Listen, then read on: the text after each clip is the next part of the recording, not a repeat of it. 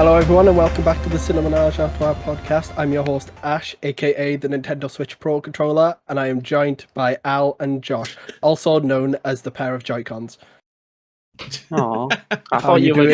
I thought you were going to go like because there's the new PlayStation controller, and I thought you were going to say that and the Xbox Elite controller, and then I thought there was going to be a big argument about who's what. But no, we're just Joy-Cons. We're just reduced to being a fucking Joy-Con.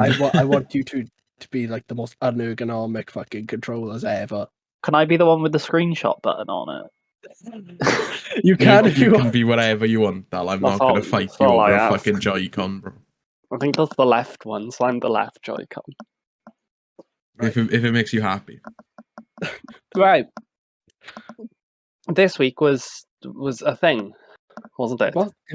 It was one of the weeks. It was one of the things that has ever happened. It was another thing. We've covered one thing before in the form of San Diego Comic-Con, and this week we had another thing. Are you talking about the thing as in, Michael Chiklis?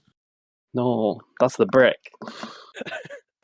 We're talking about Gamescom this week. Woo!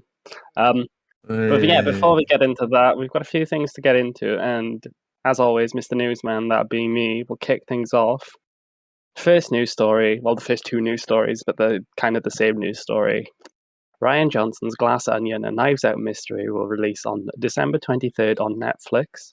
And it will center on a tech billionaire played by Edward Norton, who invites his nearest and dearest for a getaway on his private Greek island, but then someone turns up dead. Shocker, I guess. I mean, just give me more Benoit Blanc and I'm happy. There's another hole within the hole.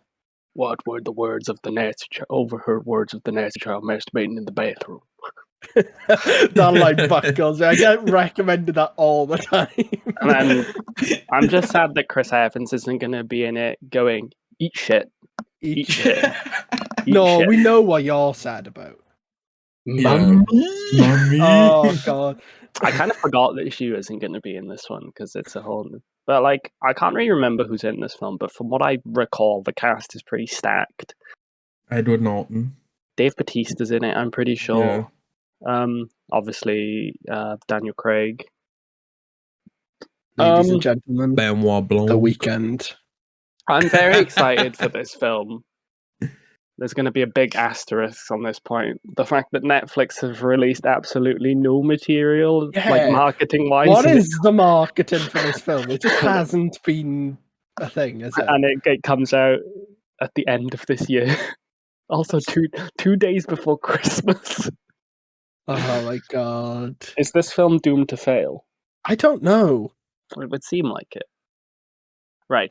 It's like the She-Hulk of the fucking mystery films, isn't it? Like the whodunits. It's just set up to just not badly. Not be a thing.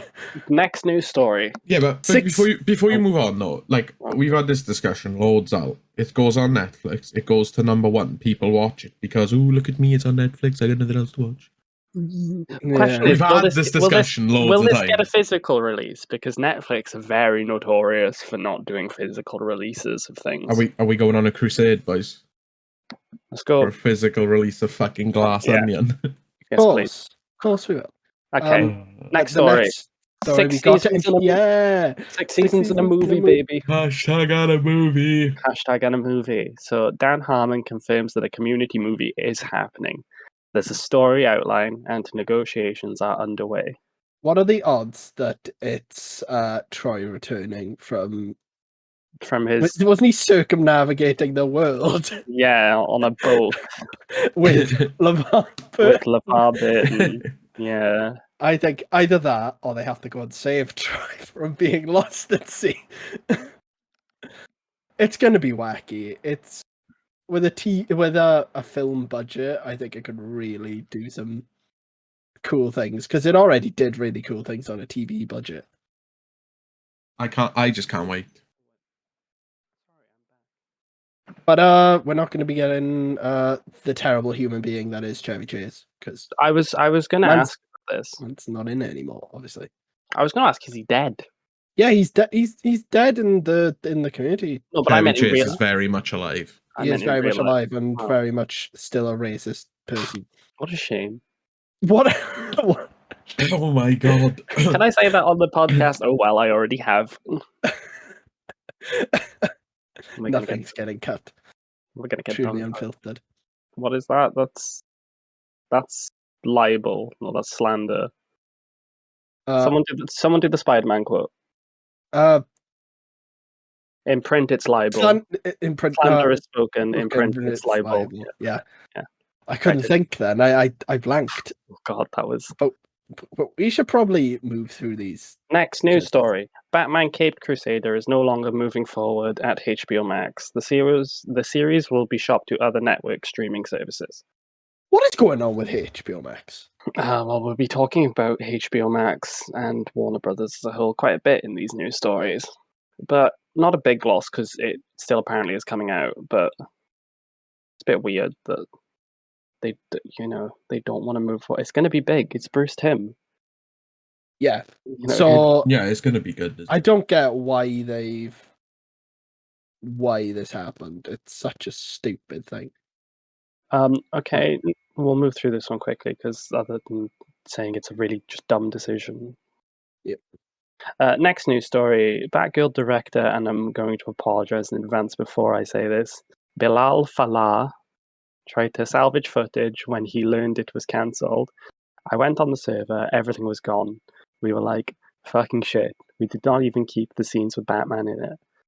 So anyway. No, I think that's not a so anyway story. I just don't care. I've made this point.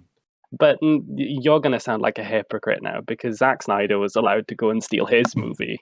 Yeah, Zack Snyder stole his movie from he was allowed to keep his, well, not keep it. He stole it. He did steal it. He stole it. Like it was clear that I don't think they were going to release this. This seemed like a passion project for. Apparently, I couldn't find the story, so citation needed. Source, I made it the fuck up. But they still have the footage somewhere. Probably in some fucking. And they did a funeral screening for it. Yeah, I heard about that. And apparently, it did all right at the funeral screening. So they're not going to completely destroy the footage, and then. Yeah, but that's like going to a real funeral and going, I actually quite like this guy. He's not coming back. But they said that, so there's like a rumor floating around that there's a possibility that this film may get released at some point, and that if it's a tax write-down, they can't. The Warner Brothers will repay the tax money. Okay. So they're just going to spend even more money. Citation needed. It came to me in a dream. We love spreading misinformation on the internet. Yeah. Next story. This is kind of related. I forget that HBO, owned by Warner Brothers. George R.R. Martin reiterates that he fought for at least 10 seasons of Game of Thrones. I was saying it needs to be 10 seasons, maybe 12, 13. I lost that one. HBO also pushed for more seasons, but D&D refused. Yeah, because they wanted to make that Thieves movie. This came... That was a joke about D&D. Everyone. My unfunny jokes must be explained to the world. They really did themselves over on just making They really did. Because they lost out on the Star Wars gig. Yeah. Just bite the bullet. I know you're going to be working on it for years, but you would get so much more work now. This comes off the back of House of the Dragon launching last week. Yeah, last week. Jesus, I missed that. First episode was last week. I liked it. It was pretty good. Did really well from what I gather. So, is Game of Thrones back on the menu, boys? Who knows? Maybe if he finished the book, we could, all live. It would be a utopia. Too busy writing video games now. Society if George R.R. Martin actually finished A Song of Ice and Fire. He just finished writing Old Circle, didn't he? Yeah. So, I don't fucking know. Elden Ring. I just caught on to the joke. Old Circle. We're all explaining our jokes today, boys. We ain't with it today, are we? That's how you know it's funny when you explain a joke. Next story. This is the most important news story of the day. Yeah, it's big shit. On the 24th of August, 2022, Hideo Kojima celebrated his 59th birthday. He posted some lovely photos on his Twitter. He of did. him with a cake, with him on Nice it. cake. It says "Happy Birthday, Boss." I love He's Hideo just Kojima. awesome, and he. I love him. He's showing up again Yeah. in this episode, but I just love it. Massive corporation possibly going bankrupt. I sleep. Kojima's birthday. Real shit. Real shit. This is a big story.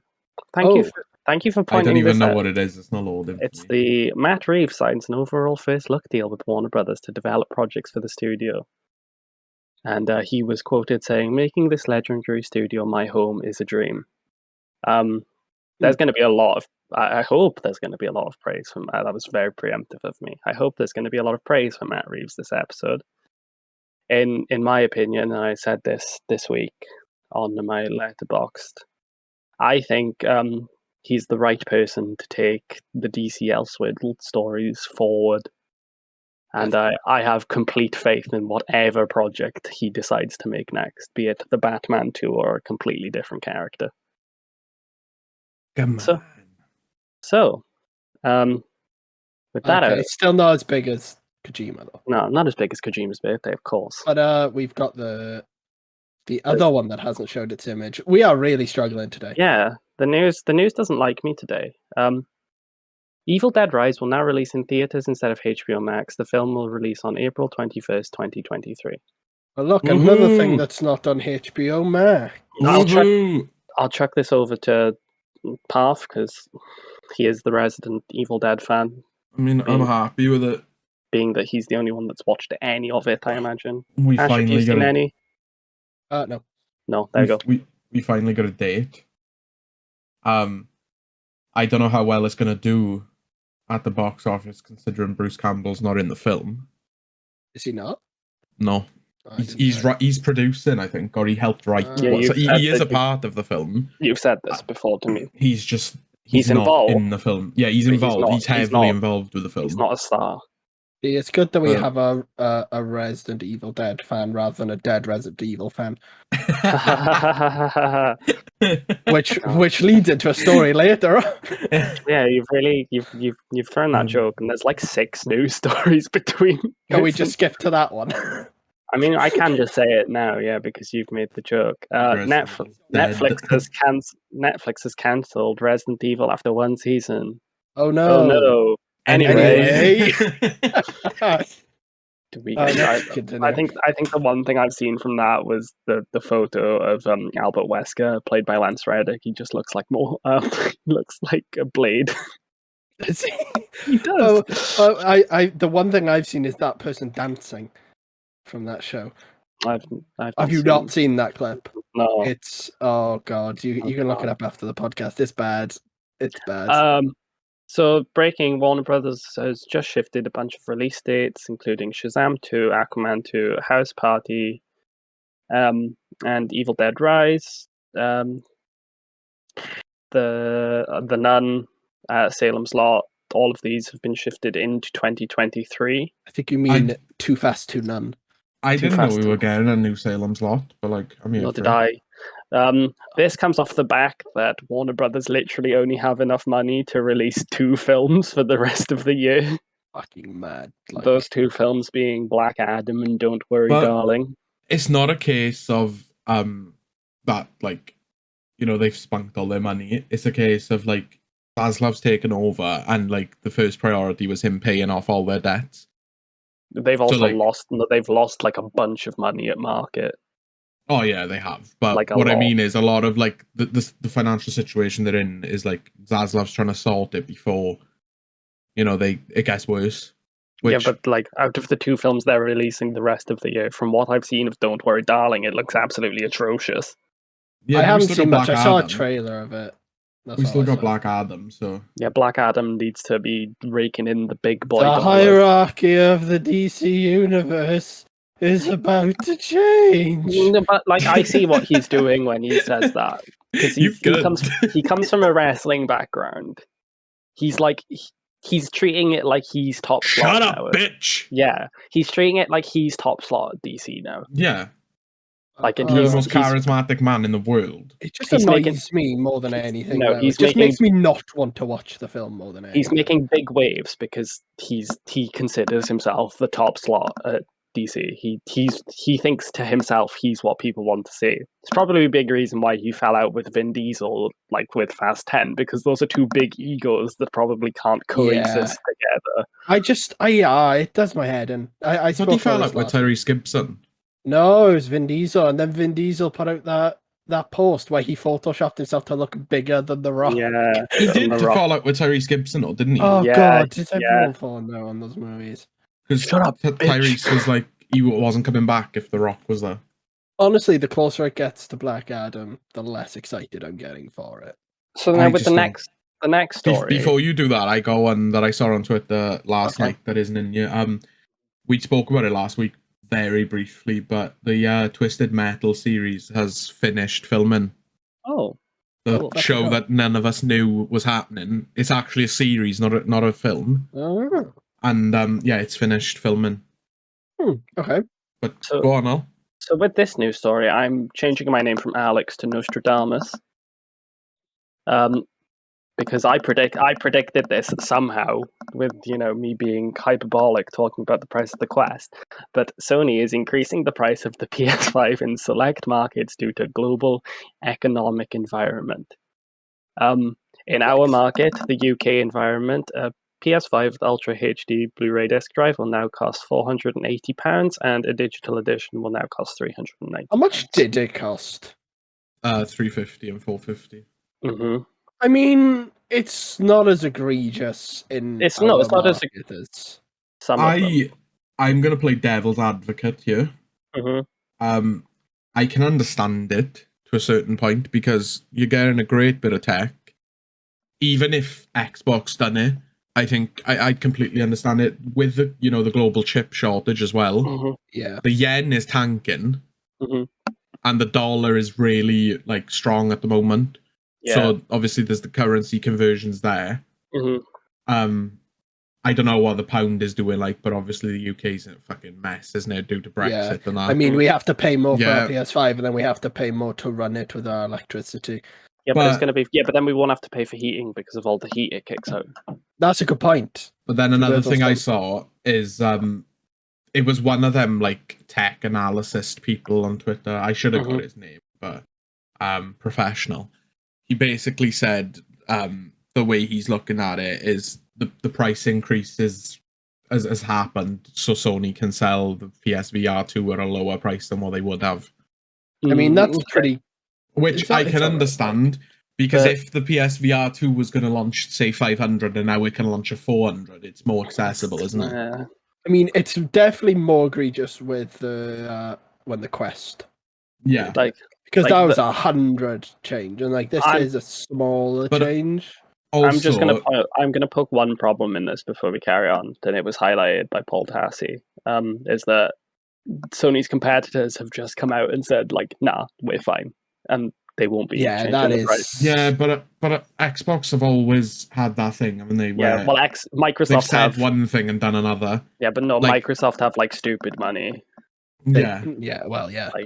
Sony can't really compete with money wise with what Microsoft have. That's so. Another problem with the price increase is that aren't Sony in hot water at the moment for $70 standard games? Yeah. Apparently, I read more into this, and apparently this is a very common thing with games that people try to launch lawsuits against big companies, big gaming companies all the time over this sort of thing, and it's going to just get brushed under because basically every game company does it. It's just someone's actually thought, hang on, let's sue Sony, but it happens all the time apparently. I spent an hour reading into it. Well, you actually did some research. Yeah, because I was well, it wasn't the fact that I was miffed that I was overcharged. I was oh, I might get 560 quid. I want money. How much fuel is it to this fire? But apparently there's not much. It's mainly just smoke. Right. Well, if they're doing it for a reason, then it's fine. But if they're just doing it so they can make more money, it's just a bit. Going back to the pricing with the PS, You also pretty much get Horizon included with every PlayStation 5 now. Yeah. That's true. Yeah, Yeah. it's the new bundle. Forbidden West comes with pretty much every, and it was retailing a 450, and then I think it was like 480 for Horizon. So like you're gonna get Horizon with it. That's all right then. So the next news story is Jeffrey Dean Morgan joins the cast of The Boys season 4. I like that. I'm the only one of us that has watched all of The Boys. I'm not going to say Yummers. watch it, yummers. Fab Five Freddy, everybody's No, fly. we're DJ not spinning, I doing slip my Rapture. mind. Okay, Flash is we- fast, Flash okay. is cool. Francois c'est pas, Flash ain't no I mean- dude, and you don't stop. He's lost Sure it. shot. Oh, Go God. out to the parking lot. Alright, I'll stop. Jeffrey Dean Morgan seems to have been in just a lot of comic book based stuff. Yeah. He was So we'll he was- see how that it- goes. the ever ill-fated Thomas Wayne in Which song Kind do you of think this. he's going to cover? Boogie Wonderland. Oh my god! Yes, perfect. That would be pretty funny. Next story. Hogwarts Legacy will feature an exclusive quest on PlayStation. It's been revealed. Take that, Xbox. Ha ha ha. Wow. A quest. I mean, I've been saying this since the PS5 drop, but like, there's no reason to play third-party games on anything other than the PlayStation just because you get haptic feedback through the controller. Yeah. Like, it's literally just the best place, in my opinion, to just be playing third-party games. So, just do it there. There you go. But there's not a lot I really have to say about this one. Haha. Up yours, Xbox. I thought we were over the exclusive quest thing. But like exclusive quests are always like the shortest thing in the world anyway, and they don't really offer that much. Yeah. Up yours, Xbox. Us ponies are riding high. Yeehaw! But yeah,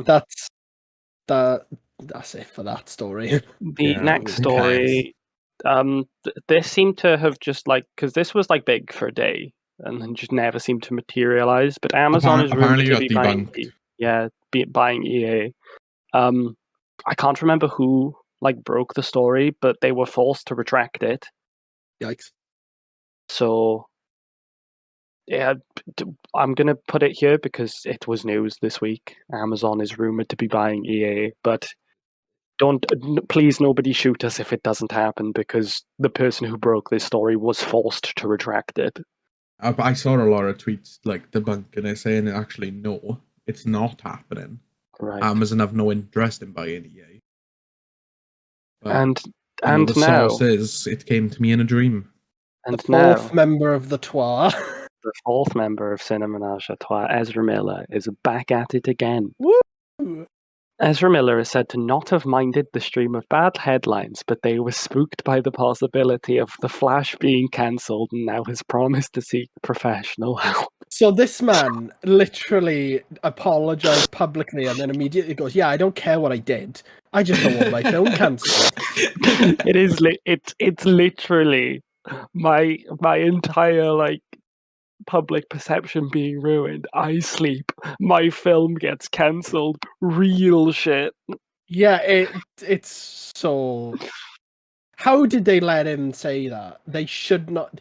They should not be letting him out of a room. Do you know what's going to be funny is when he does seek professional like mental help and that, and then like the psychiatrists and the doctors are just like, nothing wrong with him. He's just a dickhead. This came off the back of The Flash receiving some of the highest test score screenings since Christopher Nolan's The Dark Knight trilogy, which has been said about every single DCEU film that's happened since The Dark Knight. It happens with every single DC. They said it for Wonder Woman 84. They said it for the Suicide Squad. They said it for Aquaman. So apparently none of them were the best films since the Dark Knight trilogy, because now this is. And the only one I don't think they did say it for was the Batman, which actually was better than the Dark Knight. Like, it's sort of the same thing that happens with, the famous headline that always comes out when a new Pixar or Disney film comes out: Disney's first openly gay character. And I just look at this, and I believe that just news outlets just struggle to understand basic English. Yeah. Like, it can't be the high. If a film since The Dark Knight has the best since The Dark Knight, this also can't be the best since The Dark Knight. Yeah, it's kind of. But this just continues to perpetuate the rumor that we've sort of somehow just decided ourselves that this film is absolute gas. Like, Yeah, it's gotta be, isn't it? It's gotta be like a good film. Have you heard the little snippet that apparently has come out of the soundtrack? No. Sounds pretty interesting. I saw it this morning. Who's doing the Sounds pretty soundtrack? interesting. Yes. I can't remember his name, but it sounds pretty. Could you tell me anything he's worked on? See if we can narrow it down from that. Yes. Right. And but professionals, ladies and gentlemen. I believe that concludes the news. It was a bit of a wild one today. It was a bit of a wild one. There was a lot to go through for us. What's Ezra Miller gonna do next week? I don't know. Maybe he'll show up. Yeah, this is the thing. I'm getting worried now that he's not going to do anything anymore, because like he's our one sure source of news. Just every week. Our careers are over. Our career. Welcome to the final episode of the Cineméange podcast. We say this every week. Like I said, we say it every week, and then we can just disappear into the ether, and then nobody will question it because we've said. Yeah, they said it. Exactly. But we get kidnapped, we're fucked. Because everyone will be like, yeah, they just disappeared because they finished the podcast. It's the final episode, and we're all being like kept in like a dingy basement somewhere by Paul Dano, making us answer riddles. And on that note, riddle me this, Batman. When will Microsoft Edge be allowed to Microsoft Cam? And on that note, it's time to move on to this week's Geekly Confession. You're now tuned in to Geeky Confessions, where these three idiots share some things they may or may not be ashamed of. So sit back, relax, and prepare for some easy listening with Geekly Confessions. So this week it's my turn, and I watched a film that sort of suits something that got revealed at Gamescom, but we'll talk about that later. And it is The Batman. On things in my ass. Yes. This is not like my usual Geekly Confessions, because I usually take notes, but I watched it with a family member, so I had to keep explaining who a person was. Who's that person? Sounds fun. Him. It was an interesting watch, but I enjoyed it. I have some things to say, but they better be good. I know you guys want to gush over it. Mm-hmm. So I'll leave you guys give your opinions, even though you've given them masterpiece. Masterpiece. Best superhero film ever made. Yep. Because I was under the impression we were talking through the whole thing, and now I'm really sad that we're not going to get into. I mean, if you give me the scene rundowns, I will talk about. Before it's a we start, 3-hour-long film. The scene rundowns is going to take a long time. Before we start, Al, do you have any words about Zoe Kravitz? They need to release that footage, I swear to God. What, of her drinking the milk from the bowl? Of her drinking milk like a cat, yeah. Sum it up in one word, Al. Mummy! There we go. Oh, she's beautiful, isn't she? She is. Her dad's beautiful and all. He is. Little short guitarist, man. Beautiful man. Just a beautiful family in general. Okay. I'm going to go to one of my criticisms then. Okay. Catwoman's all right. Get out. Her action scenes, I thought, were pretty messy. Get out. Hear me out. Get out. Her first scene with Batman when they fought was fine. It was completely fine. No. Scenes after that of her fighting seemed like they sped up the footage. Nice argument. Looked like they sped up the footage. Nice argument, Mr. Mayor. Counterpoint, I am inside your house. I knew. See, as soon as I have a criticism. But yeah, Catwoman was all right for me. No. I liked all the performances. The fucking fantastic performances. rewatching that film, the best moment in that film is Bruce Wayne nearly giving up his entire career of the Batman because he sees those fucking knee-high boots. That man was thirsty. Like, he was like, "Oh shit, is that Catwoman?" Mommy. Mommy. He is just like me for real. Al coming away from the Batman adopting a whole new personality for the week. Well, yeah. What do you mean? But What happens with everything I watch, Ash? the thing is, though, Ash, the Batman came out in March. It is now August. We've been living as Penguin and the Riddler since. We speak really fluently in quotes It from literally Right. quotes in that film. Okay, I will bring up good things. That fucking car chase scene was brilliant. It I've had said no it. right, did it? It had no But- right to go that But hard. then it was followed up by the funniest shit I have ever seen, and he didn't even have to turn himself into a pickle. It was just comedy gold. It just What are you showing me? Come on! come on, yes. Come on! Was this Riddler stupid or something? Doesn't know the difference between lie and L. The riddles. Were pretty jank. I did not like the when he's like he lies down. I was like, He lies- Not seriously. He lies it just- still. He lies like, still. What's a liar do when he's dead? When he's dead, Whatever. he lies That's still. how I just thought it was stupid. I thought the riddles just seemed like the 66 Batman. I could easily see Adam West going, he lies still. Once again, nice argument, Mr. Mayor. Counterpoint, I am inside your house. See, I have genuine criticisms. I am looking at this in an objective way. I really like the film. It's probably my favorite Batman film. I will say that. Because it's the best one. Yeah. But It's no argument. I have genuine criticisms. You guys are blinded. If you are justice, please do not lie. I'll do what he does when, he's When not happy. Just sing Ave Maria. No. Also, can we stop plugging Joker at the end of movies, please? There's a deleted scene. Have you seen the deleted scene? I've seen I've seen the deleted scene. Yeah, but Joker's in the film, isn't he? But he is in the actual film. But I know. But I just why? I did not. That was a scene that I really just did not need.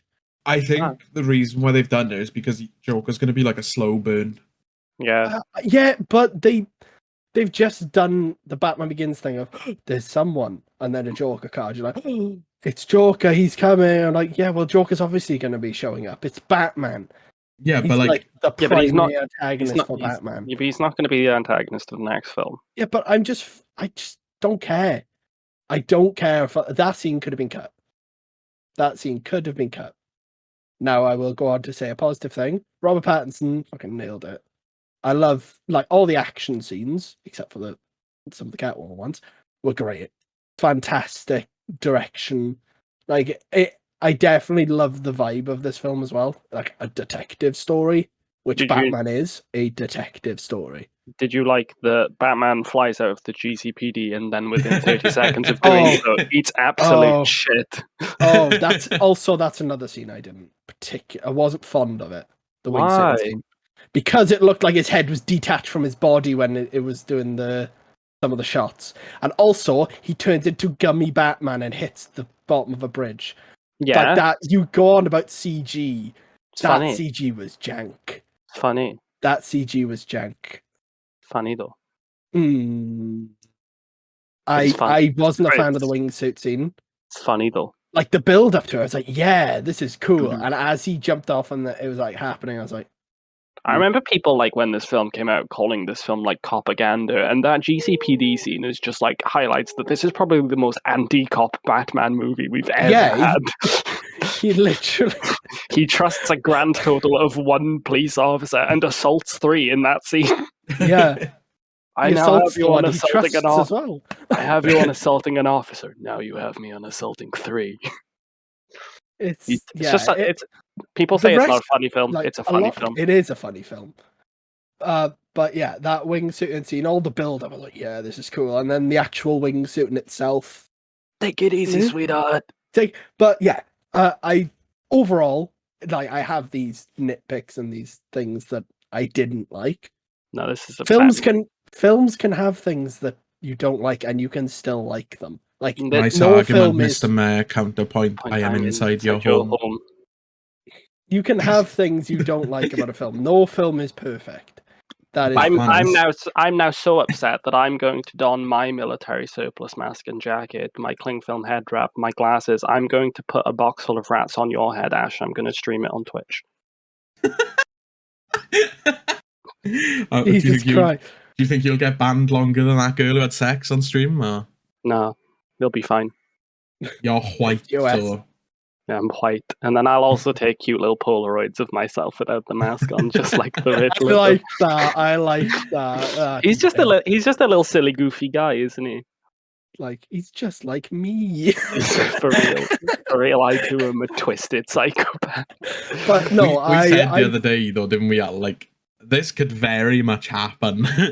Yeah, I know like a lot of people were playing down the 500 followers thing. 500 followers all with guns is not a funny thing. 500 people is a lot of people. Like, and the thing is, there's like 500 followers, like that's nothing. Like, yeah, but all these people have like private passwords to these these sort of streams, real fringe types. Real fringe types, that's what they say about them. And yeah, you know. And they're all pretty much conspiring to shoot people. You have 500 radical people who believe, in what you're preaching. Like, that shit's scary.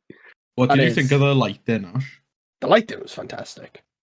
Like, it was a very good looking movie, except for Gummy Batman and Sped Up Catwoman. What did you think of the scene where I think he's in the nightclub and he's just getting shot, the gunshots are lighting up the scene? That I do like that. That is very much. That was entirely practical, wasn't it? Yeah. Was it? They actually did just. They actually shot him. Yeah. No joke. They just loaded them with blanks and actually just shot at him. Oh, that must have fucking killed. Do. Soundtrack as well. Yeah, it was a hell of a soundtrack. It's I'd love it. I will accept no criticisms. Nice counterpoint, Mr. Mayor. See, I'm not saying I don't like the film. It's just I'm saying there are things in the film that I like. Where would you rank it on the comic book film list? Oh, I'm in your house. Just remember, I'm in your house right now. That's a hard one. That's such a. Is it top 5? Well, obviously, my top 5 are all of the most recent MCU entries. I don't know what you're talking about. What do you mean, Thor: Love and Thunder, biggest movie of the year? I will say though, the Batman was a fantastic film. I know I had gripes with it, but you can have gripes with films you like. It was fantastic. No Sonic the Hedgehog 2, but but it was fantastic. It is definitely up there. It's my favorite Batman film. You're really kicking the fairy shit off it early today, earlier than you need to. That's the problem. But it's the best Batman film in my opinion. Because Can you see why me and Al have been like? 1966 is up there. Can you see why me and Al have been gushing over it since March? I can see, yeah, but you need to learn to have some criticisms. No. Nice argument, Mr. Mayor. Counterpoint. I'm inside your home. See, now we can't be as biased because I had criticisms of both the MCU and the Batman movie. So I am not a biased person, therefore this podcast is not biased anymore, everyone. We've done it. The last episode, next week you'll find Ash, just his head wrapped in duct tape. No more lies written on it. What when 4 ounces is dangerous and lives in a tree? That's going to be the riddle. A sparrow with a machine gun. That I love. That's my favorite riddle in like any Batman media, and I could easily see it being in this film. Then, so now, red, black, and blue all over. You. Yeah, it was a good, very, very good. What have you done? Obviously, I had things to say, but overall, fantastic film. So now this is now we're moving on. This is basically Gamescom. Like, okay, this is where basically this is where I can shut up and let you guys talk because I didn't watch. I don't really want to talk about it though. I just want to let Al jizz. Parth watched it with me. Stop edging him. I'll edge him as much as I want.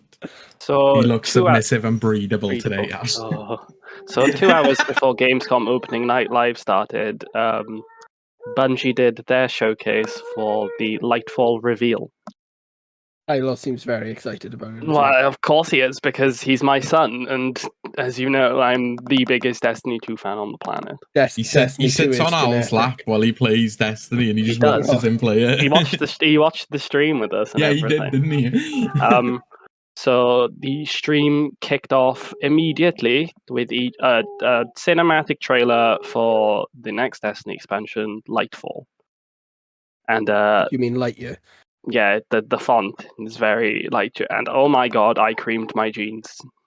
So what is Lightfall about? Lightfall. No, So, what have I done? So why have you done this? Why the fuck? Crack my knuckles. So following on from the end of the Witch Queen campaign, we have now been brought face to face with the entity behind the darkness called the Witness. He's a funny looking alien man. There's probably a picture of him somewhere in here if you've not seen it. Yeah. So from what I can tell, he has enlisted the help of old Destiny bad guy Emperor Callus. He's put him in what looks like the bath from Dune. Okay. He's coming all out fancy. They're sending a big old pyramid fleet to a secret human colony that is on the planet of Neptune called Neomuna. This is something that was revealed in the expansion. Never been to Neptune before. We didn't know that there was a human colony there. And you're right. Do you want to come talk about Destiny with us? Do you? Let's get you out then. Here we go. Let's go talk about Destiny. It's 4 of us now. There's 4 of us. So we're going to be going to fight the forces of the darkness on Neptune, it would seem. That's what I can tell you. In the trailer, we got to look at the new subclass that's going to be called Strand. It's gonna break the fucking game.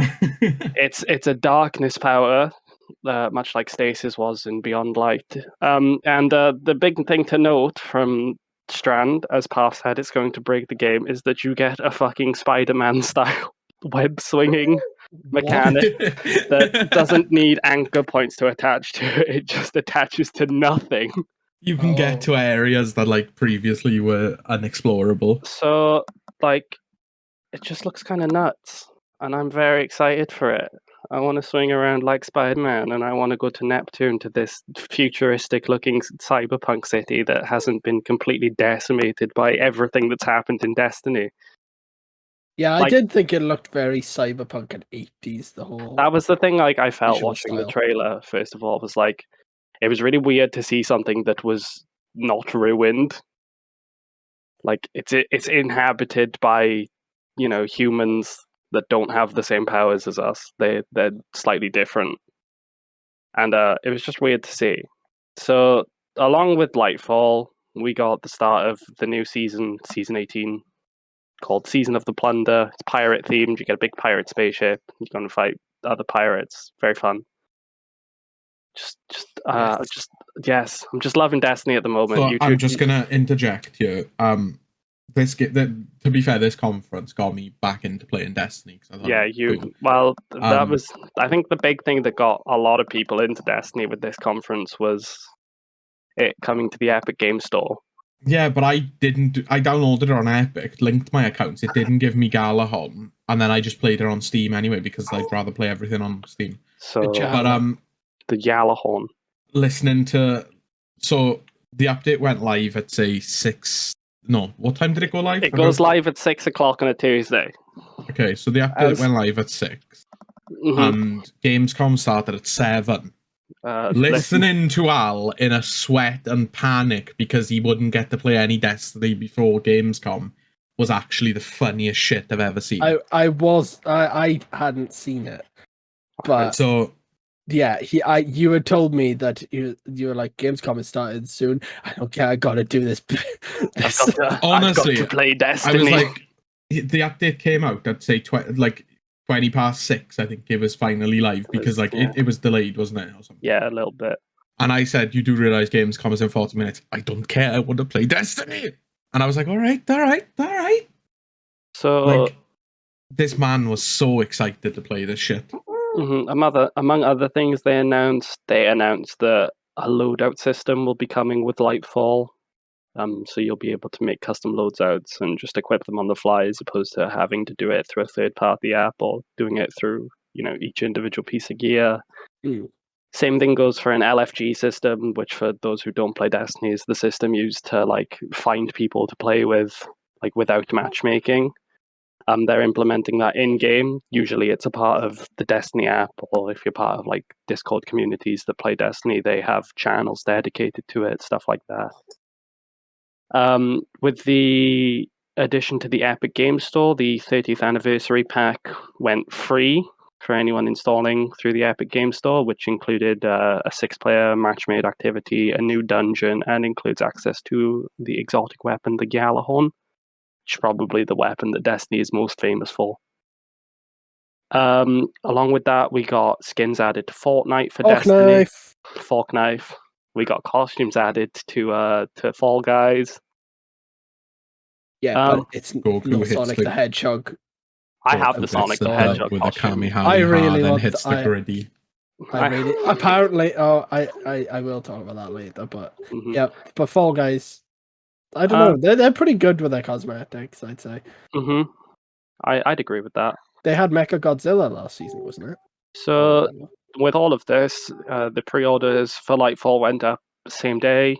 I obviously put myself in complete financial ruin to buy. I said to him, I was like, buy that. He said, "Oh, it's on the store," and I was like, "Oh, have you got it?"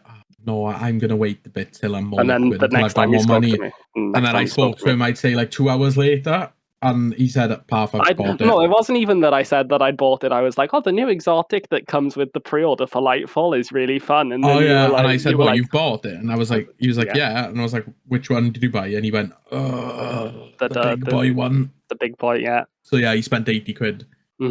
I did. But I believe that's me done. Destiny's been in a good place since probably the second season of Beyond Light, and everything they seem to just show us seems to be just putting it in a stronger position.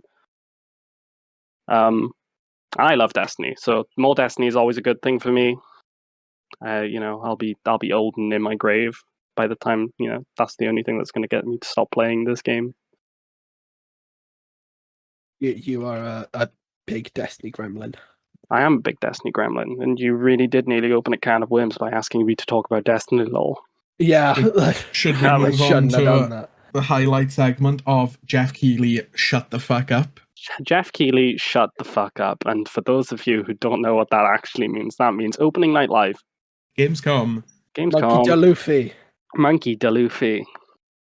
So let's go I'm going to first. open up this thread and see what actually happened. See, we had the thread open already, like professionals. I feel like there's going to be very differing opinions of Gamescom. Oh, you already know that me and Parf weren't the biggest fans of this conference. Yes.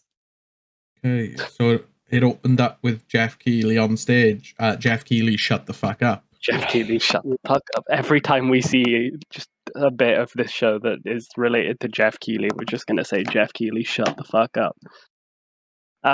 We had a new game by Leslie Benzies' team. It's called Everywhere. What is this? Because I didn't actually see this. You didn't catch that? Well, that's the question. What is this? Yeah, it was one art style, then it was a different one. This was the thing. It went from cartoony to hyper real, and then they showed off bits of a driving game. So the tweet calls this a new multi-world game experience that blurs the lines between reality and the digital world developed by Builder Rocket Boy. Why does that sound so MMO-y? Coming 2023. I think the thing we said looking at this was that it just looks very, very ambitious. Yeah. We compared it to No Man's Sky, saying that it just looked incredibly ambitious but doesn't seem to have any real focus. Well, I guess we'll find out. Hopefully they'll do more marketing about it and we'll find out what's actually going on with it. Well, it's coming next year. So the marketing should be ramping up. No, Hopefully. I don't really know what this game is. No. It's a game. Then the highlight, and then downfall of the conference. Literally, like this announcement went from like 0 to 100 and then back to 0 again. Yeah.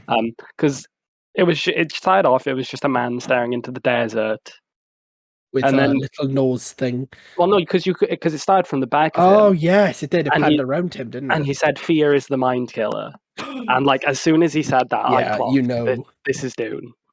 Yeah. And I was like, "Oh shit, this is Dune." And then like it started, like an ornithopter flew past. I was like, "That's the film design of the ornithopter." And then there was a spice miner and a worm ate it, and I was like, "Those are the film suits." So it all looks like it's based on the film, Denny. the Denis film, which I love. The cinematic looked really good. We were like, wait, this looks Yeah, fucking this dope. looks great. This looks fantastic. I love the And then film. they announced the title, And they Dune were- Awakening. Dune Awakening. I was And like, we were like, oh. and then they announced it was an open world survival MMO. And then I We exhaled immediately just loudly went, through "Ugh, my nose and just went, ugh. okay. Yeah. And I was like, every single bit of hype that you just built up in that trailer has just exited my body at the fastest speed. I'm glad I didn't see that live because I would have been like, "Oh, what the fuck!" But I saw Yeah, it after the fact, so it was It looked good. because I and then it joined wasn't. when we were all watching it. I joined late. I did join on my LG Smart Fridge by the same. You did, yeah. Yeah, but you know, the professional that you are, we set time and you didn't turn up for it. Bro, You know? I'm a busy I mean- dude. I mean, we didn't even set the time, Gamescom set the Yes, time. Gamescom set the time. I didn't even see. Oh, these guys had arranged to do it, and I hadn't looked at the chat properly, and very I little we didn't could see do that we to like arranged it. push the time. I Then- mean, we could message Jeff. Jeff, I'm sure he'd be all right with it. and Geoff Keighley came out. Shut the How fuck How many up, of you- many Jeff. of you are fans Fans of of PlayStation? PlayStation. No, but before we say that, that's the tweet title. But he said, oh, we went to Sony and we asked them for something. And you know Sony don't care when, like, that's what they gave him. Mhm. Yeah. For those who don't know, they gave him a fucking controller. The DualSense Edge. But when Hey, will the Hey, DualSense Sense be allowed Edge. to The come? DualSense. Hey, Geoff Keighley, when will the DualSense Edge be allowed to DualSense come? But yeah, like, you just know Sony don't care when the only thing they wanted to send was a controller. Yeah, Like, it's really not that big like that. Like, I don't know what else we can say about it. Its thumbsticks come off, and it looks like you can remap buttons and stuff. But like, do we really care about high-end controllers? It doesn't It's got have back that buttons. elusive turbo button that all the knockoff controllers have. They're one Yeah. step ahead. Then Geoff We- Keighley took the stage again. Well, actually, no, he was already on stage, wasn't he? So Yeah, shut he the did. fuck up, Jeff. Shut the fuck up, Geoff Keighley. Then we got Kalisto Protocol, which when they showed it off at Summer Games Fest, I was like, this looks really good. You mean like I'm the same as you? We talked When they about this when we were yeah. watching it. Like When they at showed it Summer off at Games Opening Fest, Night Live, it looked we- gash. we saw it at Summer Games Fest, and we were like, "This looks cool. I'll probably pick this up." And then I don't know if it was like just like whoever was playing it or whatever, but it just looked like the most egregious, boring shit I've ever seen watching it at Opening Yeah, Night it Live. looked awful. It looked absolutely awful. Like, once again, I'm going to put this down to the person who was playing it. Like, they did no favors to the gameplay. Like, they played it in the most I boring. find that it could be the best game ever, but if you have someone terrible playing it as a demo, it really does just really hurt the marketing for a game. But then there was like the scripted bit of him going down like a water slide. Yeah. And I think I just sat through that whole section going, "Oh look, mild peril." Like it just looked so boring, and it looked so scripted, and it wasn't scripted because it was gameplay. Because as we saw, that they then got their character killed during that section to show off, how violent and gory Yeah, it but is. it wasn't even that gory. Like- The whole thing with this game is, it's so gory, but it's just not. Like, I was watching it, and I feel like the Resident Evil remakes, well, at least Resi 2 had, like, much better gore mechanics. Yeah. Like, and I was, like, excited for this game. And I feel like this is the case for, like, either things that I knew about that were already happening that they showed off. I was excited for them, and now I'm just kind of not. And we had Lords of the Fallen. Oh no, The Lords of the Fallen. Lords of the Fallen pulling, Yeah. you know, The Fast and the Furious. the Fast and the Furious. Yeah, I'm gonna Ash, you're the resident masochist here. We're just gonna chuck this to Ash because I don't really know that much about Lords of the Fallen. Yeah, but it's your type of game. Lords of the Fallen, but the visual designs look really cool. It's your type of game. Wasn't it just cinematic though? Yeah. Yeah. So I can't really even comment. The thing is, but the visual designs look really cool. But a cinematic doesn't tell you what it's going to be like. I don't understand how this game is because it's a sequel to a game called Lords of the Fallen. I don't understand how this is getting made because, as far as I remember, Lords of the Fallen was a complete flop. Yeah, it didn't do very well, and I've heard it's not that great. But then, because the same developer who made Lords of the Fallen, Hexworks, they also made The Surge and The Surge 2, didn't they? Yes. And from what I've heard, both of those games aren't particularly good either. Do you think it's a money laundering scheme? So I think it would be a bit presumptuous for me to come out on the podcast and call Hexworks a money laundering scheme. But how many times can you release just mid games just with the same Soulsborne formula? Yeah, it's like everyone does it, but no one really does it as good as FromSoft, do they? They've sort of got this in their stride with that sort of gameplay formula. Mm-hmm. But there's not a lot I can really say because it's just a cinematic, which you can't really comment on. The next game that they showed off was Moving Out 2. This actually annoyed me. Why? Because they did the same shit with Overcooked, right? Where they had the first one was good, and then the whole selling point of the second one was now it's online. Is that it? Yeah. Pretty much, yeah. I played Moving Out. I can tell you for a fact that I bought Moving Out thinking that it was online co-op, and I bought Overcooked thinking it was online co-op when it originally came out, and neither of them were. And I play both of them, and I think they're fantastic games. They're very fun, but I don't think, it could be an update to just the first game, and it could be it's just annoying that there's a whole new game, and the whole selling point is now it's online. It's not going to be like a full price game, is it? It's going to be. It's going to be like 15, 20 quid, but yeah. At the same time, it easily could have been an update. You don't need to make the whole selling point of your sequel. It's online. I said it during the stream, is that game companies need to get it through their skulls that I don't live with my friends and therefore can't play couch co-op games with them. I like couch co-op, don't get me wrong, but Kylo's not old enough yet either. No, but you could tell he wants to be. Yeah, he wants very to be vocal about it. Well, Overcooked, I played it with my partner. And she's not very good at it. That's the problem. Oh, I've played both Moving Out and Overcooked. Yeah, Moving Out the same. It's just not very good at games. There we go. That's the statement. I Liv's pretty good at games. It was most of the time, so it was okay playing the game with her. I remember playing Moving Out with an ex, and is that how you felt about it? She threw my controller across the room. But yeah, she got angry about it. Yeah. We were then treated to footage from Hogwarts Legacy. It's just all the darker stuff, isn't it? And the dungeon sort of experience by the looks of things. I'm gonna say right now this game's gonna be bad. You think? Yeah, I got that feeling that this game is not going to live up to the hype and the expectation. Didn't look very good, did it? Nope. No.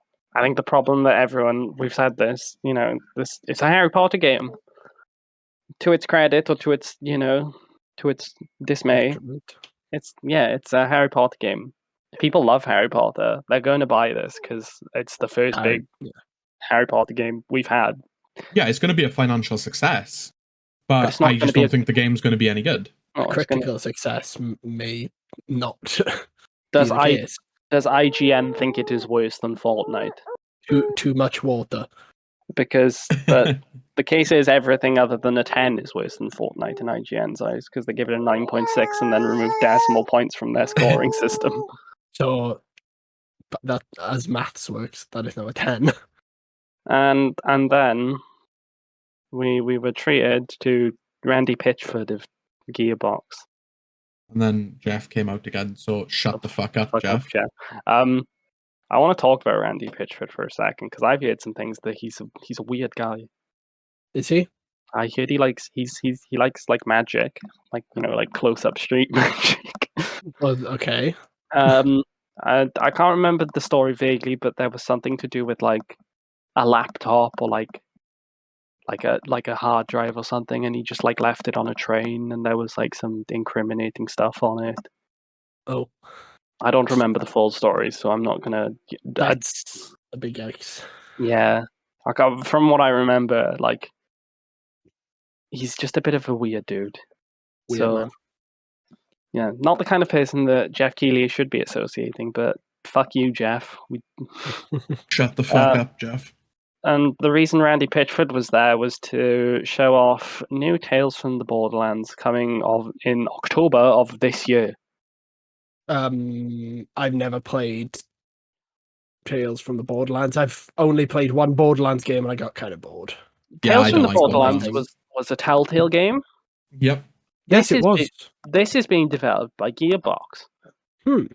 So I really like Tales from the Borderlands, as I usually like Telltale games because they're pretty fun. They're nice 10-hour experiences that require very little thought and give me the illusion of choice in my games. But I don't really know what's going on in this. It looks like a thing. We're just gonna have to wait and see. It looks like more Borderlands, and I, for one, have never been particularly interested. Yeah, I think this is not the podcast to talk about Borderlands because I don't think none of us are really that into Borderlands. I don't think any of us particularly find any of the humor in Borderlands funny. Yeah. Like, I don't like the art style in it either. I'm not gonna lie. I know a lot of people love it, but I just don't like it. It's just a weird one. Like, I just don't really get what it is. We were then treated to Dying Light 2 Bloody Ties coming October 13th, and this is the first big expansion for Dying Light 2, which was a resounding meh on arrival. So it's the problem we talked about last week with RPG games, where you load in and there's just question marks everywhere, and it feels like there's just so much to do. You just don't want to do any of it. Yeah, I just didn't end up picking it up. Just don't save your money, or wait until it's very, very on sale. I can save my money for the thing that got shown next, and that is Sonic Frontiers. Ash splurged everywhere. It's a good trailer. I honestly like Sonic Frontiers has been a weird case where they showed the first gameplay, and I was like, "This looks weird. I don't know if I like this." And the more and more they're showing, they are showing, the better it's looking. I have one thing to say, Ash. Go on.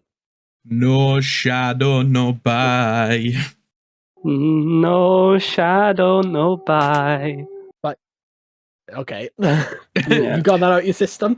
Yeah, we have. Let me talk about Sonic.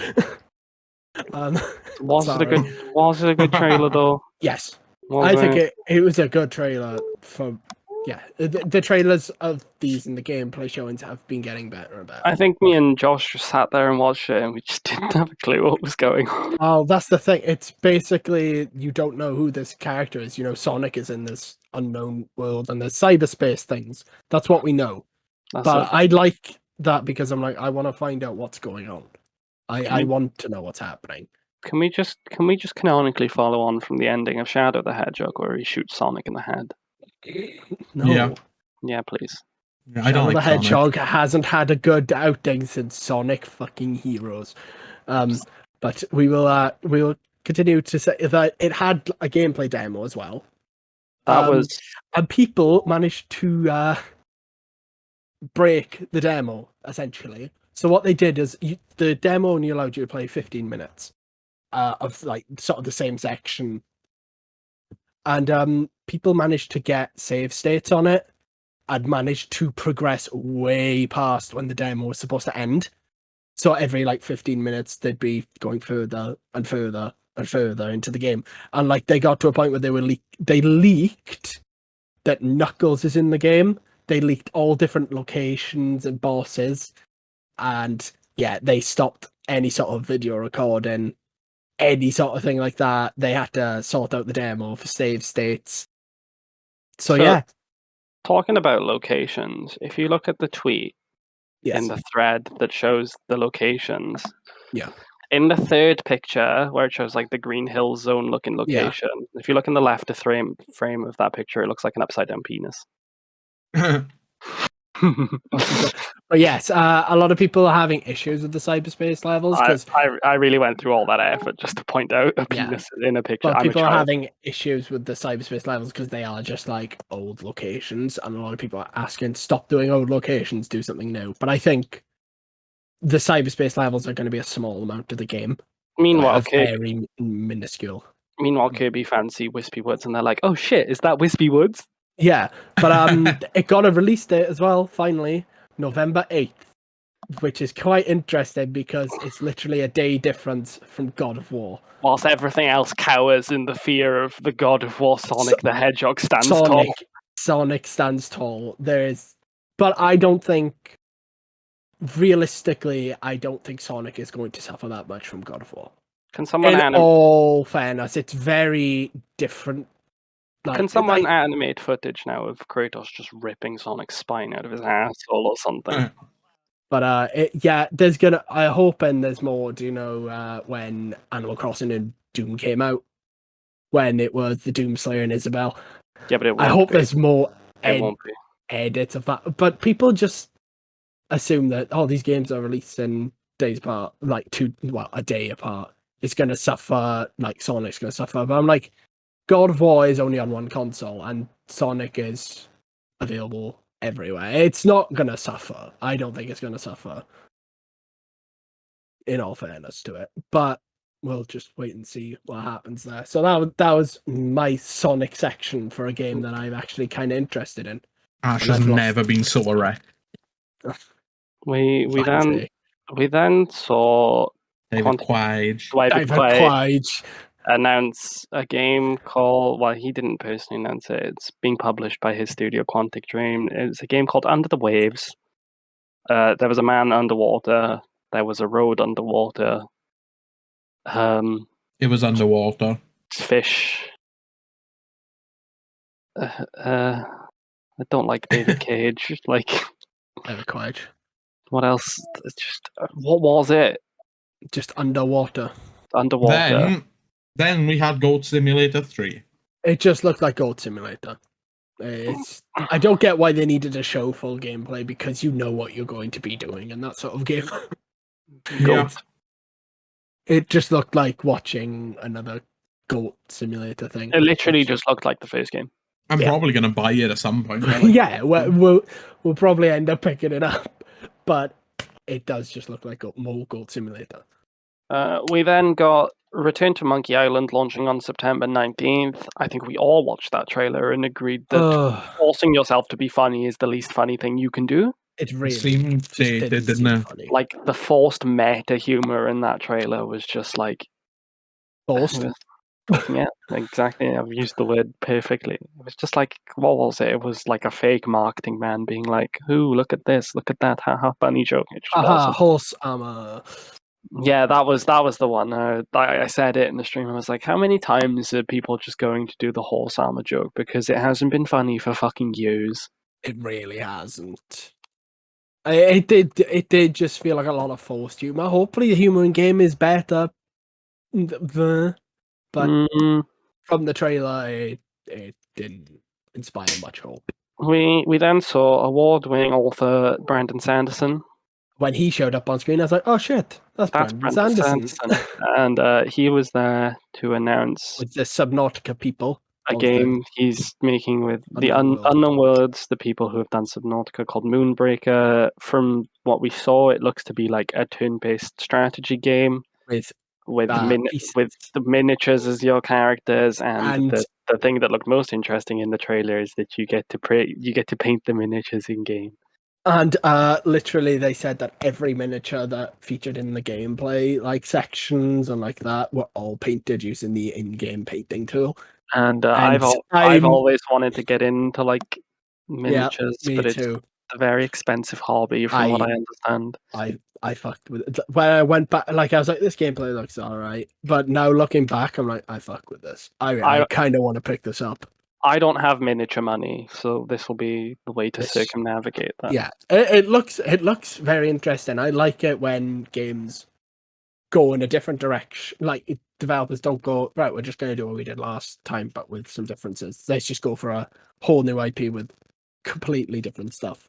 I really dig it. I thought it looked absolutely dog shit. Why did you think that? I didn't like it. Didn't like anything about it. But the problem is that I think setting. it's more your personal taste is that you don't fuck with it. Yeah, but you know what I've got to be? I've got to be hyperbolic about everything. So I've got to say this is the worst thing that's ever been shown. You cannot have a middling opinion on the internet. I cannot. Everyone knows this. We then moved on to something that I would argue possibly was the worst thing they showed at this conference. I don't even remember seeing this. As apparently the resident furry, this looked dog shit. Like, it's called Friends vs. Friends. It's a first-person shooter that also looks to be a deck builder. It looked really weird, and I did not like the art style. With cartoony animal characters, and it had a weird song in the trailer that Geoff Keighley told me was going to be a bop, and it just wasn't. Yeah, it was going to be... We all called Bug Snacks 2 as soon as he said it would have a catchy song in this trailer, and it just wasn't Bug Snacks 2. I'd just like to say, shut the fuck up, Jeff. So this was just one of the games ever made. Like, yeah. Should we just move on? There's nothing to say. It looked bad. Mr. Masochist Man. This looks good. Does it? I didn't think it looked good. This just looks like weird Pinocchio bullshit. I don't understand. The world looks. Does anyone want to say what the game is? Lies of P. Lies of P. P Lies being of P. P being Pinocchio. So it's basically, I watched the actual interview and the gameplay that was released. It just looks, it wears its Bloodborne, I'd say, inspiration up on its sleeve. Can you answer my question? What? Why does Pinocchio have a metal arm? So basically, this is a world full of like automatons. Basically. Oh, is he an automaton? He is an automaton who doesn't want to be one. I want to be a real boy. Mr. Better be a real boy. Like he wants like to save his humanity sort of thing. And this is they said that when they went back to Pinocchio, they said it's very much just a kid's story, and they wanted to create a more interesting dynamic and interesting world. And I really dig this world. I love the whole steampunk aesthetic. I love all the different automatons you see in the gameplay. Anyway, you only saw like 3 or 4 types. There's like robot dogs, and it looked fun. It looked like my sort of game. I love the vibe. I'm very much prepared to play it. One thing that's annoying me, right, is every time we have these game conferences, the big one is always a Soulsborne game. Because this was very much the big game, wasn't it? Was it? Like, I don't know. This has already been shown, apparently. This was one of the big games. Like, and it's like every fucking time we have I get there's a massive audience. I also get that you're excited for this, Ash. But who the fuck asked for a Soulsborne game based on Pinocchio? Well, nobody asked for it, but I think it looks really interesting. Like, the world looks great. Like, and I know that's not really a valid criticism, because loads of good things have come of things that people didn't ask for. Who the fuck asked for a Batman with the Riddler sang Ave Maria? Get Maria! Nice argument, Mr. Mayor, but counterpoint, I am inside your house. But it's a different, unique way of doing that story, and I'm actually really into it. What I hope is seeing Soulsborne games everywhere. I hope its story isn't told like a Soulsborne. I hope there's more cinematics and more story. The problem with these games is just none of them interest me. Yeah, and that's the thing. It's like when Elden Ring was shown off, it was fucking everywhere, and it's still everywhere now. And it's like they're really gonna have to do a lot to get me on board, because like the only reason I played Fallen Order was because it was a Star Wars game. Yes. Like, if you're gonna make a Souls, that wasn't a very well made Souls. No, but like I don't like we'll call it. Yeah, Souls. So Elden, Soulsborne, Sekiro, old Ring. Circle. There you go. I don't know. It looked pretty. We then. I'm gonna try and give a positive. Like, it looked pretty. It did look pretty. It's coming to Game Pass. I think that's a positive. If you subscribe to Game Pass, it's included in the price of your subscription. So, well, hopefully they'll show more of it. Even without it being a Souls, like I looked at and I was like, this. You love steampunk, don't you? Steampunk's really interesting. You've always been a big fan of steampunk. Where was it set again? I can't remember what setting they gave it. I can't remember. I'm not too sure, man. Geppettoville. But let's move on to new game by Deck 13 and Focus. You two didn't like this that much, did you? I thought it looked quite cool. I thought it looked kind of interesting. I kind of missed this because this was around the time I went to make my food. So Atlas Fallen. I think it looks kind of interesting. I thought it was Forspoken, first of all. I didn't because they said new game. Yeah, I know, but I didn't listen, obviously. It's the only reason I didn't think Forspoken. Yeah, because I remember saying during the stream, didn't I? Oh, is this Forspoken? And you both just like immediately put me in my place. It's a new game. But the cinematic, I was like, okay, it's a cinematic. It looks interesting, but it's a cinematic. Then they showed some gameplay, didn't they? And then they showed a little bit of gameplay where you were surfing on sand. I thought it looked quite good. It looked interesting. And the thing is, it showed 2 people, so I'm thinking maybe is this co-op? Like I said, cool. I was sort of dipping in and out at this point, so that might explain why I wasn't particularly interested. Yeah, you were feeding Kylo, weren't you, at that point? I was making my food. Alright. We then got a look at... Can I take this one? Yeah. As the resident RTS person, Homeworld 3. Fuck off. Oh, okay. Yeah, but I don't really have any interest in it. I don't care. Just go away. I had to Google this before we started recording because I didn't know what it was. Basically, I remember when they announced Homeworld 3 originally, it was like, there was this big thing. It was like, a new fantastic RTS series, like one of the most popular or whatever. They built it up, and everyone was like, oh. And then they said Homeworld 3, and the crowd just went dead. And I feel like said, this was an RTS game I used to play on PC like 20 years ago, or whatever he said. Does anyone remember Homeworld? And there were like a few people, yeah, and that was it. But like nothing. When they said in this, they were like, oh, a classic reborn or whatever. And they said it was RTS. I immediately went to Command and Conquer, and like just fuck off. I don't care about Homeworld 3. I don't care. Give me Command and Conquer. Yeah, let's just move on from Honkai Star Rail. Honkai Do you want to Star take a Sash? It looked like a Honkai game. I didn't really show much. Anime man on space train. So I don't know what it's going to be. Obviously, when you're like, what's this going to be? I was like, it's going to be anime game because there's Honkai Impact. And you were like, what's that? I'm like, anime game. So I don't know what this is. I had a lot of questions and you couldn't answer any of them. No, because I'd never played Honkai Impact. So it's just anime game. So we'll move on to the most exciting gameplay. The actual worst game they showed. Yeah. First of all, I want to preface this with the Geoff Keighley bit that he did before this. Is anyone here a fan of Justin Roiland? And then just dead silence. Yeah. Then everyone's like, "Oh, this is awkward." So, like, a few people are like, "Yeah." High on Life, the Talking Guns game by the Rick and Morty dude. One of the Rick and Morty dudes. Yeah. I'm just reading the headline. It looks bad. It's going to get annoying. It looks cringe. The footage that has come out since Gamescom, and I'm assuming... You see the one of them killing the kid? Yeah. What? But it turns out it's not actually a kid. It's revealed later on that it's not a kid. So like, what was the fucking point?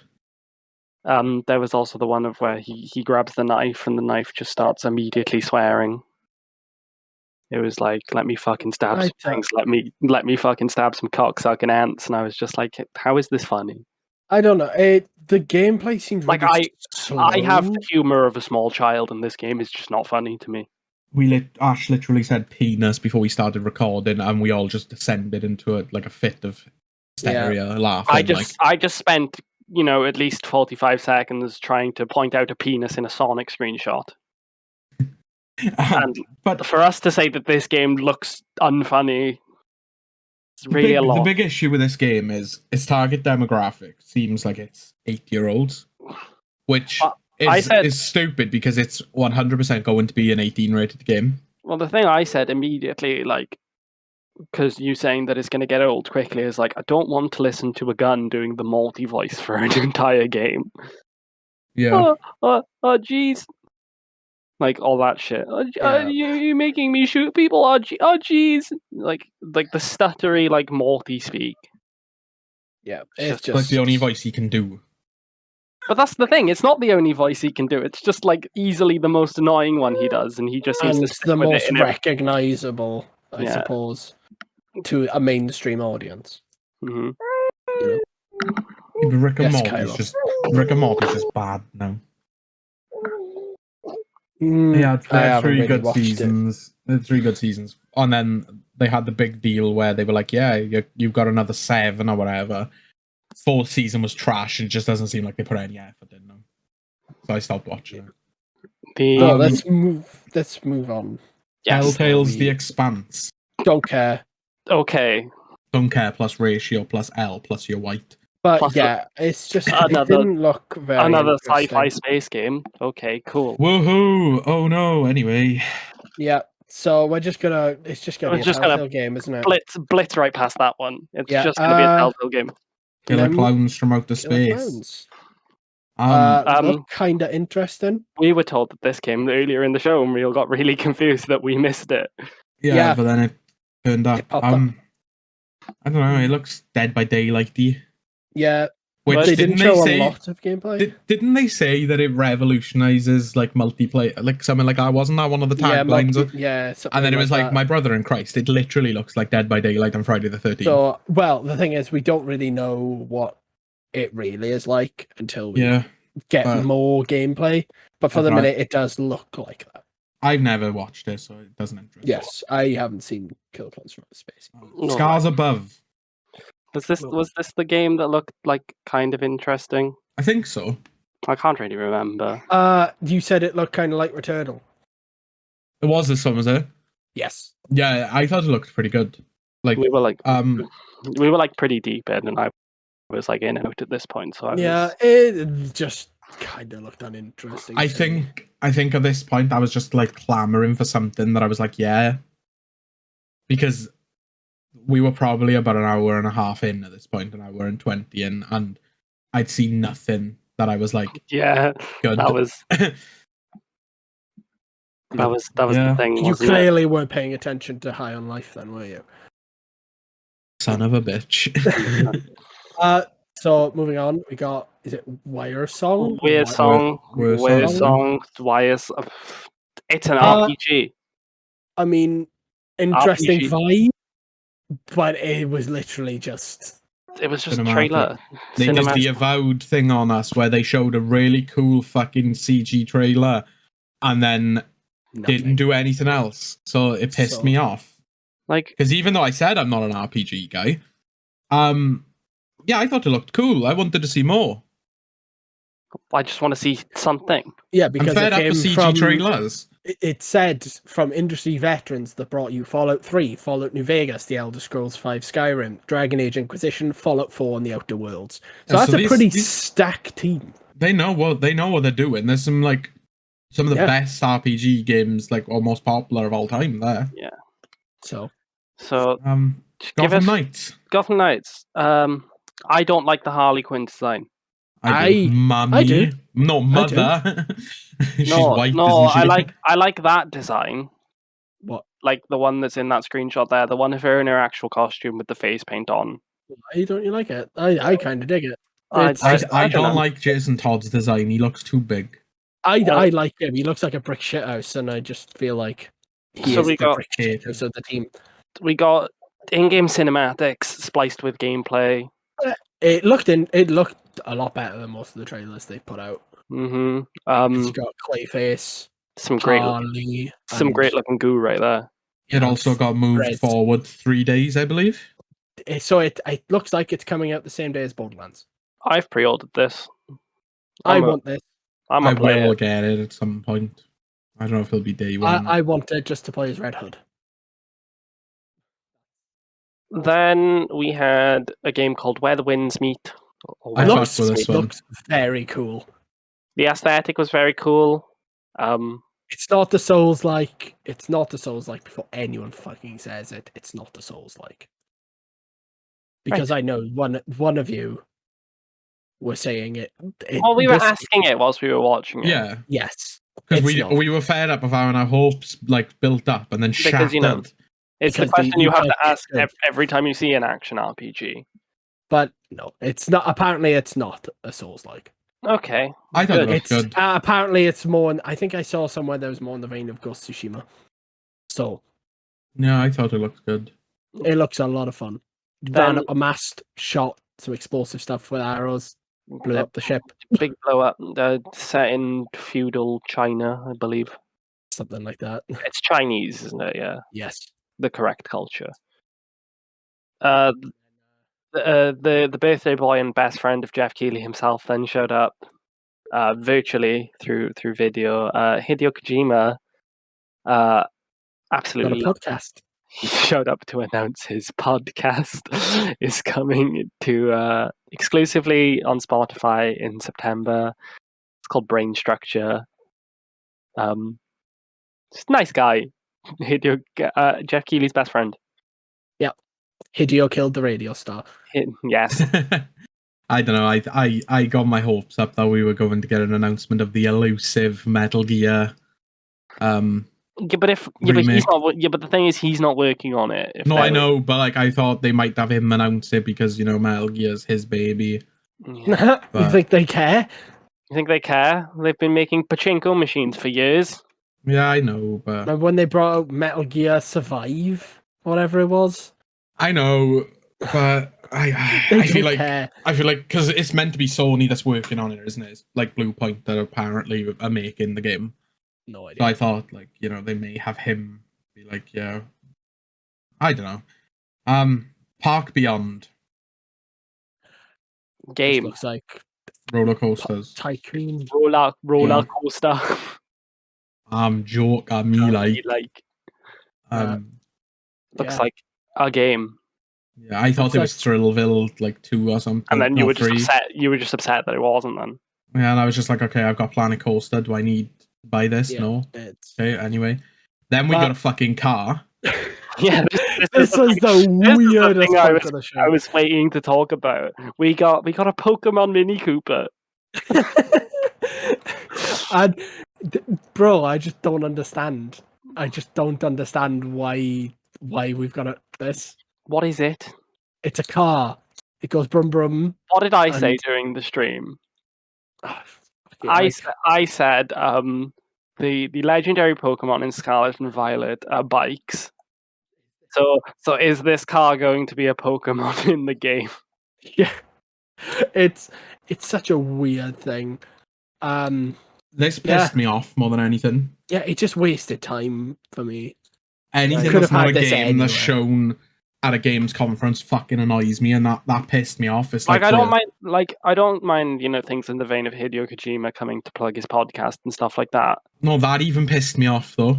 But like Like I love Hideo Kojima, but fucking go away if you're not announcing a game or showing something. It's just a car. but it's like- just a car. Glowing car. I can drive like 15 minutes down the road, go to my local mini dealership and see this if I was really interested. But yeah, it was just a car followed by a game that I thought looked really fun. Um, I don't Dorf remember watching this Romantic. one. Or romantic. It looked The a bit little like, tile base. it looked a bit like Townscaper. It looked a lot of. It just looked really chill. Did look like a lot of fun. I will agree. It looked very Because I chill. remember you said this looks like my type of game. It did look like my type of game. It looked like very And chill. and I was like, yeah, this looks cool. Just sitting for hours, just like vibing. Yeah. It looks like a podcast game, doesn't it? It does. That is a game to listen to a podcast to. Yeah. Get the game, preferably get the game, ours. listen to ours. Preferably this one, yeah. We then had the Outlast Trials closed beta coming in October 28th. Not interested. I'll chuck this one over to Parth because he is really excited for this. I'm not now. I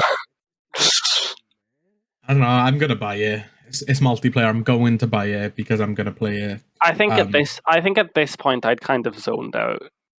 Yeah, I think if this came on earlier, I would have been a lot more excited because I don't think the trailer looked bad. Like I rewatched it the other day and I thought, yeah, it looked alright. But I remember when I watched it on the show, I was like, what? At this point, we'd been through so many things that I was just not interested in, or like just the bare amount of interest in that I was just like, I got to this and I was just like, yeah, game. Yeah, I didn't care. And you know, like we had just watched a reveal of a fucking car for some reason as well. Yeah, that took up like 5-6 minutes. By the way, it wasn't like a minute. It was long. Oh, it was a long just reveal of a car, and they just spoke to them. Like, I guess I get that like this person worked very hard on it, but it's not a game. It's very long. Show it off to fucking I don't know. Show it off. Do it on a direct or something. I don't know. Yeah, don't do it. If it's going to be a Gamescom, don't do it opening night live. Do like a reveal online. Yeah, do a forum post. But yeah, it was very out of place. Yeah, going back to the car, for fuck's sake. It pissed me off. Then we got the finals by Embark. I don't remember seeing this game. I'm not. It just shooting game, wasn't it? This was like a 30-40 second trailer. Yeah, it was. Well, yeah, it was very. Yeah. It was quick. It was very quick. It was quick. It like blasted through it. You can't play this on your DualSense Edge because it's just immediately DualSense covers. It's just immediately DualSense. Where did that joke come from, might I ask? I don't know. You just brought back the DualSense come out of the ether. Oh god. It's okay. Then... Oh no, Kylo really doesn't like my jokes today. Are you scared of the final game? You scared of it? You scared of it? Yeah. Are you telling us what the last thing is? I don't think anyone understands that. So as the baby just tried to say in baby speak, the final game at the show was Dead Island 2. Fucking hell! Fine. About time they showed something for this game. I feel like it's just too little, too late. Personally. Much like a zombie, it has come back to life. I will say, it looks fun. It does look like a bit of fun. This got leaked, just before, Yeah. didn't it, by Amazon? That they revealed the release date, the release window. There was one joke in the trailer that I remember Al audibly laughing at. And that was the stair lift joke. That was funny. Yeah. There's a photo of it. It was very funny.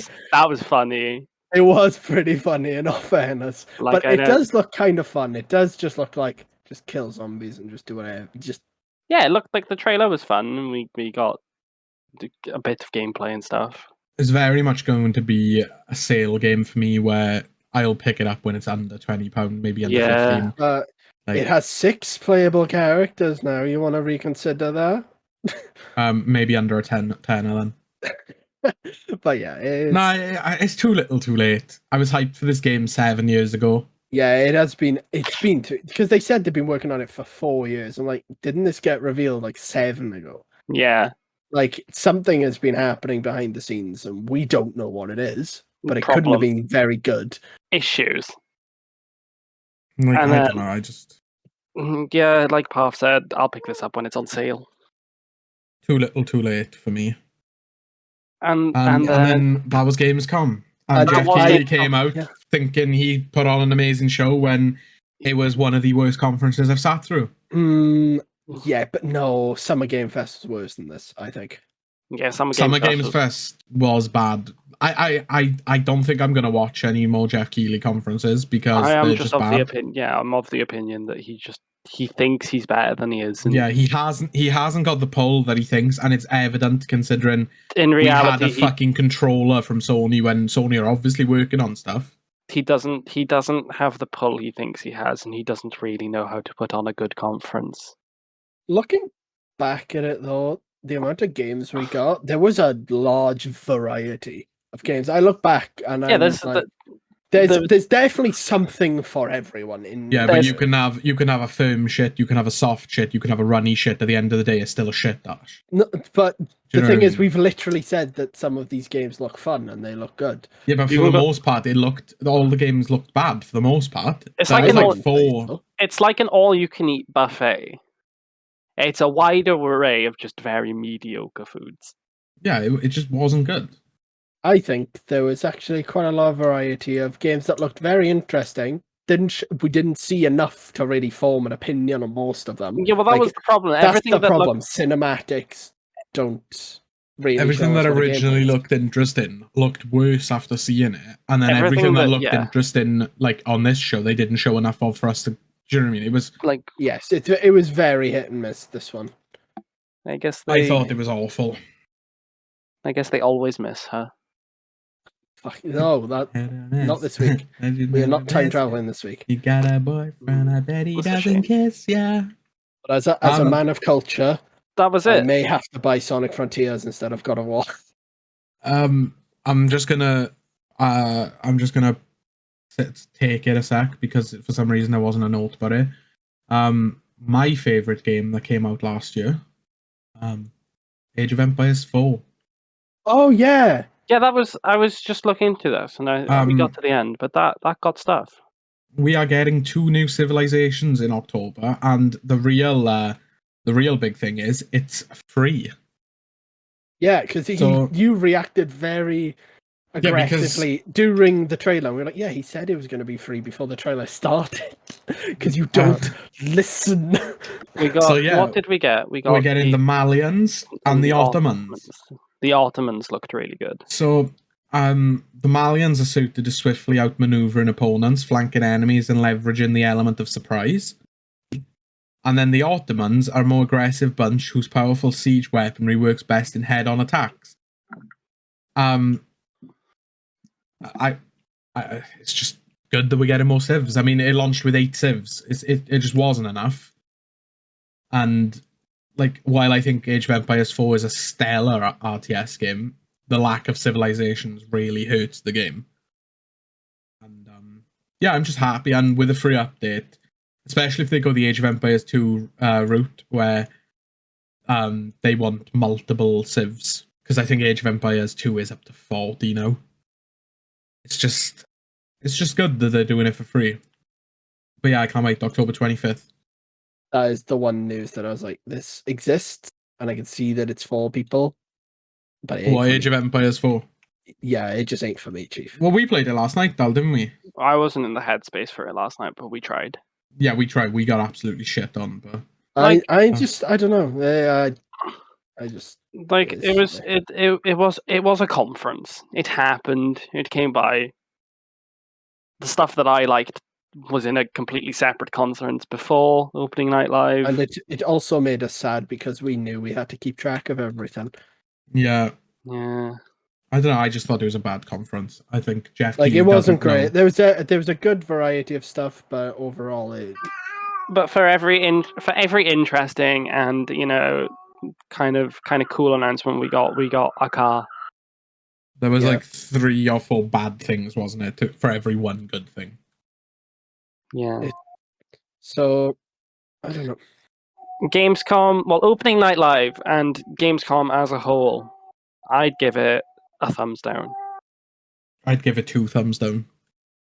I'm just middle of the road with this thing. Like, there are some good games I was really interested in that they showed, but there are also games that I was like, wow, this is nothing. It's just because there was Sonic and you're a furry, and Oh, here we go again. there it No, if I was is. truly a furry, I'd like that stupid, was it Friends versus Friends game. You Maybe did you're say just- to me. You did say to me the other day that you're going to start talking about Beastars on the podcast. I haven't seen Beastars. That's on the record. I haven't seen that, and I'm probably not going to watch it. Mm, Apparently, it's supposed to be yeah, very yeah. good. It's supposed to be Yeah, very good. yeah. But I cannot go down that rabbit hole. You've been down many a rabbit hole in your life. no. You walked right into that one, my friend. I did walk right into that one, in all fairness. But That's it. But yeah, that was kind That of it. So, do we want to go on to our recommendations? I would recommend that if you haven't already, go and like our semi-viral She-Hulk tweet. No, you're telling them to do the wrong thing. They have to follow us as well on Twitter. Yeah, follow us on Twitter. Actually, please don't like the tweet. It's really getting out of hand. Yeah, we don't know how to deal with this. Yeah. For my real announcement, I'm gonna be the most pretentious asshole that I can possibly be. I'm gonna recommend a book. Ook. I'm recommending Fire and Blood by George R.R. Martin, a complete history of House Targaryen from the reign of Aegon the Conqueror to Aegon the Third. Does he want to just finish Song of Ice and Fire? Yeah. I hope so, but I've read the first 3 chapters of this book, and it's all right. It's okay. It's okay. Well, I'm reading it because I want to get into the bits that the new TV show is based on, which is like 300 pages in. But you can't just skip 300 pages into a fictional history book, otherwise you're going to get real confused. Are you? Yeah. Yeah, if I skip from cavemen to the fucking French Revolution, I'm going to wonder what's going on in between, aren't Well, not really, because we do you know all the events that happened in between cavemen and the French Revolution? Last time they hadn't discovered fire, now they've got guns. Yeah, but do you personally know everything that happened between cavemen and the French Revolution? Well, I know some of it. Some of it, not all of it. You didn't have to read the entire thing. Well, you know what? Now that you've called me out on it, maybe I will.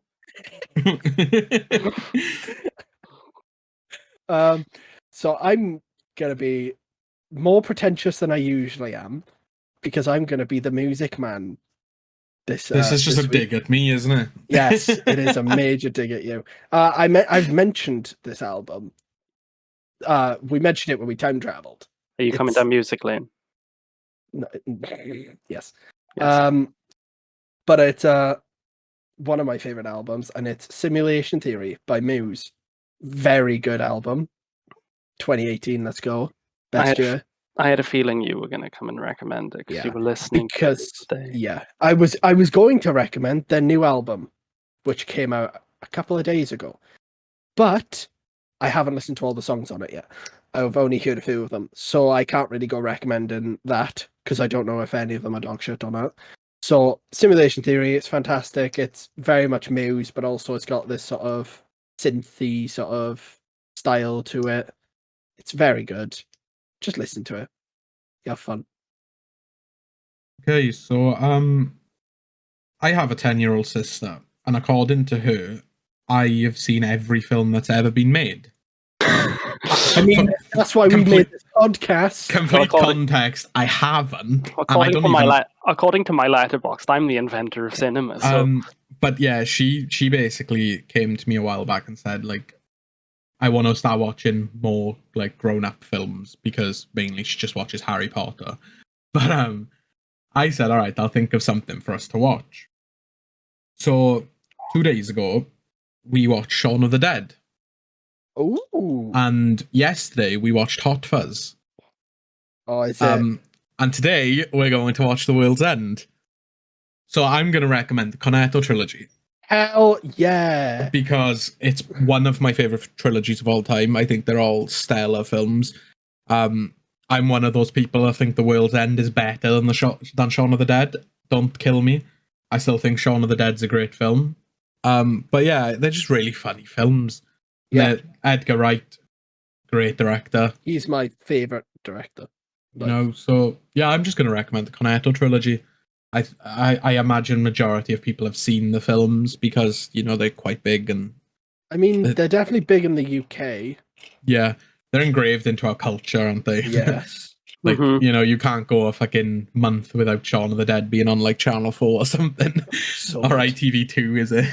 But, you can't go to a rather boozy house party with your friends and say, do you want anything from the show? Responding Cornetto. That happened to my birthday party last year. So I had the boys over for a few drinks. We obviously went into my shed, and one of the boys said, I'm going to go to the shop because I've run out of cans. Do you want anything? And immediately 2 or 3 people just shouted Cornetto. So 3 of them, the 2 or 3 people that said it went with them, and they all came back with Cornettos at like 11 in the night. I was one of the people with a Cornetto. Was you there? Was you? No, it wasn't your. I don't think it was your birthday. I think it was the one before. Oh, that was when didn't I get you the Cornetto? Yeah, because I didn't have a mask, so I couldn't go into the shop, and you purchased me the Cornetto. That night I was extremely drunk. I don't remember ever going to the shop, and I don't remember ever picking up a Cornetto. Why doesn't he like me today? He's just not happy, I don't think. Oh, can we carry the on? podcast is ending. It is. So I was incredibly drunk, and I ate a Cornetto, and I felt like absolute dog shit immediately. My favourite moment of that night was when we were playing some sort of drinking game. Oh, and you flicked the coin, and of all the places you could have flicked the coin, you flicked it into the cup that we were putting out our cigarettes in. And yeah, it was just like a small cup, and you managed to flick it into that.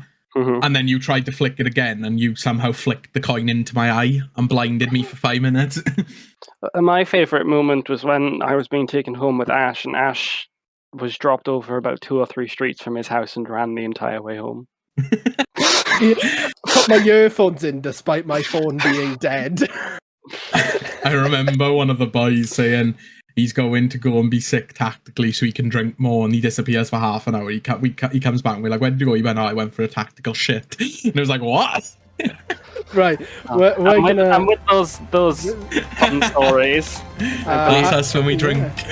Yeah, that's the end of this episode. So I've been Ash. I've been the left Joy-Con. And I've been the right Joy-Con. Shake me, daddy. Oh, God. Thank you for listening, everyone. Press my Bye. screenshot button, please.